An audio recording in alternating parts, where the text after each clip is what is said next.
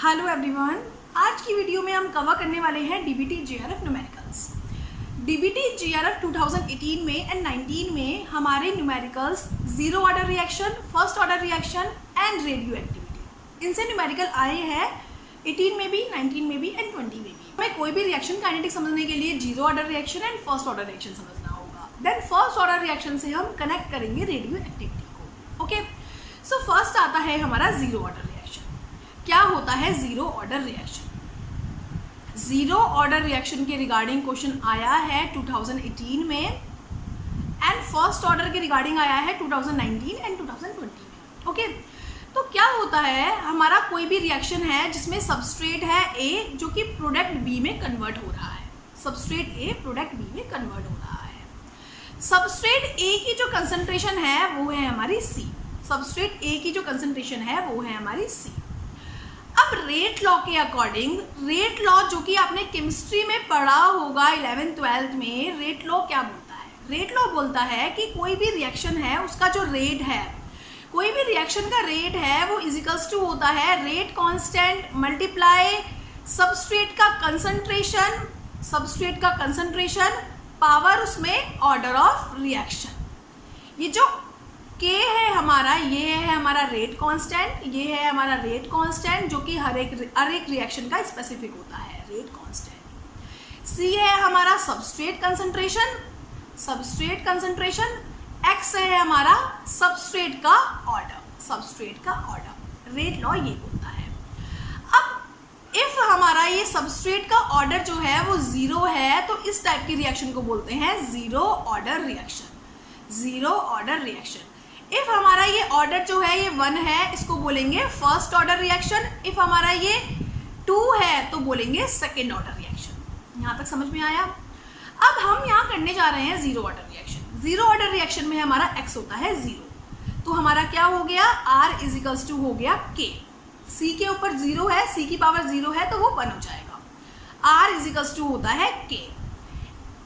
It means हमारा जो rate होता है किसी भी रिएक्शन का वो सबस्ट्रेट की कंसंट्रेशन पे, सबस्ट्रेट की इनिशियल कंसंट्रेशन पे डिपेंड नहीं करता जीरो ऑर्डर रिएक्शन में।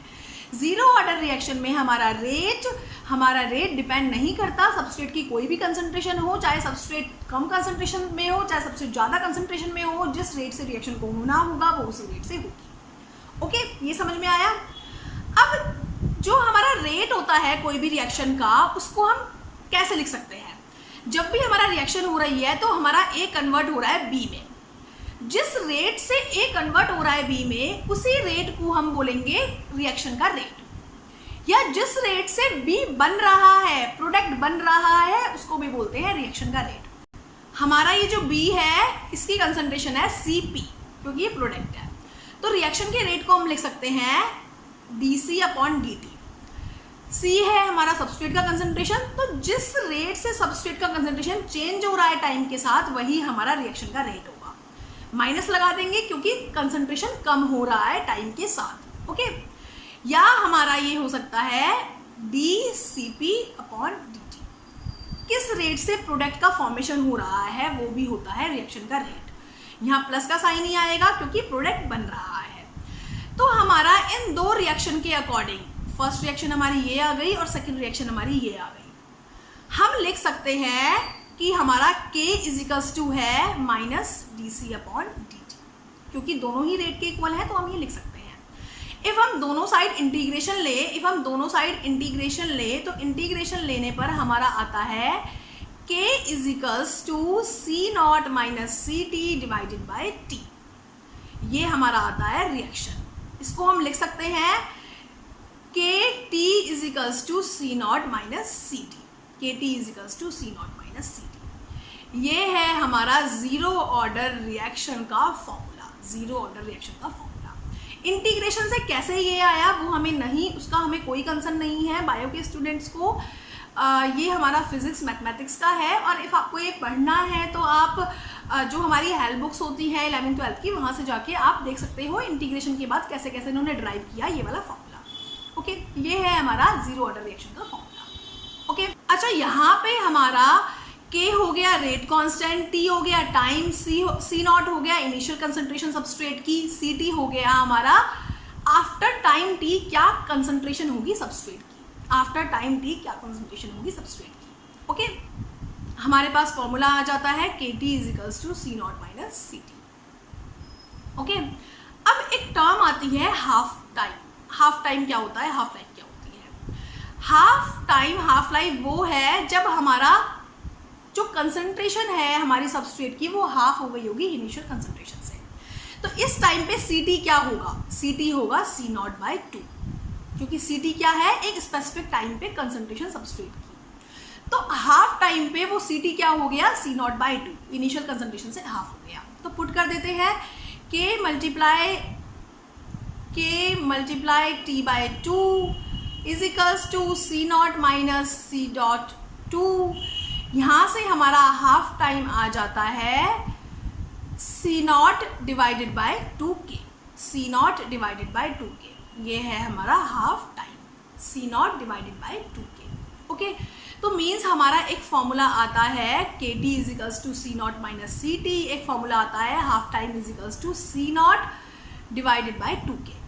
ओके, ये आता है हमारा जीरो ऑर्डर रिएक्शन के 2 फॉर्मूले। ओके, अब क्या होता है, यहाँ पे हम देख सकते हैं कि हमारा रेट इनिशियल कंसंट्रेशन पे डिपेंड नहीं करता था, बट जो हमारा हाफ टाइम है, हाफ लाइफ है, वो हमारी इनिशियल कंसंट्रेशन पे डिपेंड करती है, C नॉट पे, इनिशियल कंसंट्रेशन जो सबस्ट्रेट किया उस पर डिपेंड करती है। इससे भी क्वेश्चन आ सकता है, इन सब बातों को माइंड में रखना है। ओके, जीरो ऑर्डर रिएक्शन में रेट जो है वो हमारा डिपेंड नहीं करता रिएक्शन का कि सबस्ट्रेट की इनिशियल कंसंट्रेशन क्या है, बट हाफ लाइफ डिपेंड करती है।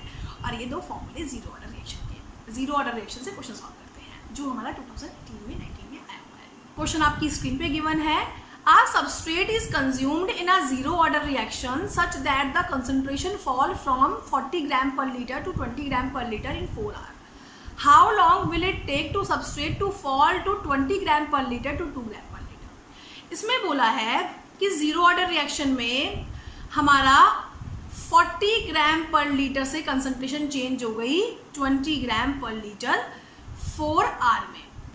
मतलब हमारा C नॉट क्या है, 40, CT है हमारा 20 और टाइम है इसमें हमारा 4 आवर। ओके, तो यहाँ से हम K फाइंड कर लेंगे। K कैसे आ जाएगा, 40 माइनस 20 डिवाइडेड बाय 4, हमारा यहाँ पे आता है 5 हमारा आ गया है K हमारा आ गया है 5। आगे बोला है कि कितना टाइम लगेगा 20 से 2 होने में, 20 से 2 होने में कितना टाइम लगेगा। तो यहाँ पे इस बार C नॉट हो गया 20, CT हो गया 2, K की वैल्यू हमें पता है 5, टाइम निकालना है, टाइम हम फाइंड कर लेंगे। Time is equals to C naught minus CT divided by K, 20 minus 2 divided by 5, 18 divided by 5 is equals to 3.6 hour. It means हमारा आंसर आ जाता है C। इट मीन्स हमारा सबस्ट्रेट 20 से 2 ग्राम होने में टाइम लगाएगा 3.6 आवर्स का, 3.6 आवर्स का। थर्ड आंसर करेक्ट है। तो जीरो ऑर्डर रिएक्शन से हमारे A पार्ट में क्वेश्चन आने के फुल चांसेस हैं, क्योंकि जीरो ऑर्डर रिएक्शन एक सिंपल सा फॉर्मूला अप्लाई करना है और उससे हम क्वेश्चन सॉल्व कर सकते हैं। जीरो ऑर्डर रिएक्शन से A पार्ट में क्वेश्चन आ सकता है, A पार्ट में सिंपल क्वेश्चन आते हैं, मैथमेटिकल क्वेश्चन आते हैं, तो वहाँ पे जीरो ऑर्डर रिएक्शन का फॉर्मूला आ सकता है। आपको सिर्फ 2 फॉर्मूले माइंड में रखने हैं। फर्स्ट आता है हमारा K naught equals to C naught minus CT वाला फॉर्मूला, सेकंड आता है half life equals to C naught divided by 2K। ये 2 फॉर्मूलेज आपको माइंड में रखने हैं। जीरो ऑर्डर रिएक्शन हमारा कंप्लीट हो चुका है। फर्स्ट ऑर्डर रिएक्शन क्या होता है और रेडियो एक्टिविटी, ये हम नेक्स्ट वीडियो में कवर करेंगे। एक्चुअली फर्स्ट ऑर्डर रिएक्शन हम नेक्स्ट वीडियो में कवर करेंगे, और रेडियो एक्टिव एलिमेंट्स जो डीके होते हैं, डिसइंटीग्रेट होते हैं, वो फर्स्ट ऑर्डर रिएक्शन से डिसइंटीग्रेट होते हैं। तो साथ साथ हमारा रेडियो एक्टिविटी भी कवर हो जाएगा और रेडियो एक्टिविटी के कुछ फॉर्मूले और PY की कवर करेंगे। So best of luck, thank you.